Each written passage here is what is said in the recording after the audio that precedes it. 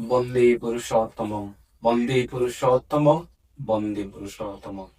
দাদা মায়েরা, কালচা কালীতলা সৎসঙ্গ আশ্রমের পক্ষ থেকে সবাইকে জয়গুরু।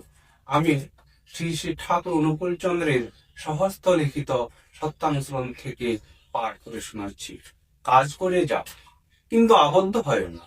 যদি বিষয়ের পরিবর্তনে তোমার হৃদয়ে পরিবর্তন আসছে বুঝতে পারো, আর সে পরিবর্তন তোমার বাঞ্ছনীয় নয়, তবে ঠিক যেন আবদ্ধ হয়েছ। কোন প্রকার সংস্কারেই আবদ্ধ থেকো না। একমাত্র পরম পুরুষের সংস্কার ছাড়া যা কিছু সব বন্ধন। তোমার দর্শনের বা জ্ঞানের পাল্লা যতটুকু, অদৃষ্ট ঠিক তারই আগে। দেখতে পাচ্ছ না, জানতে পারছ না, তাই অদৃষ্ট। তোমার শয়তান অহংকারী আহম্মক আমিটাকে বের করে দাও। পরম পিতার ইচ্ছায় তুমি চলো।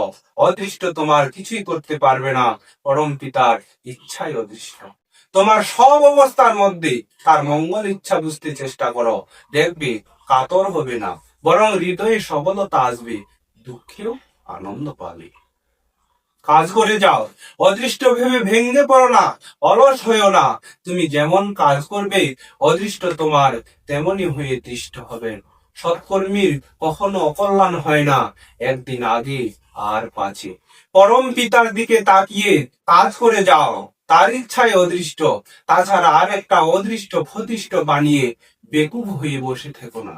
অনেক লোক অদৃষ্টে নেই বলে হাল ছেড়ে দিয়ে বসে থাকে, অথচ নির্ভরতাও নেই, শেষে সারা জীবন দুর্দশায় কাটায়। ওসব আহাম্মকি।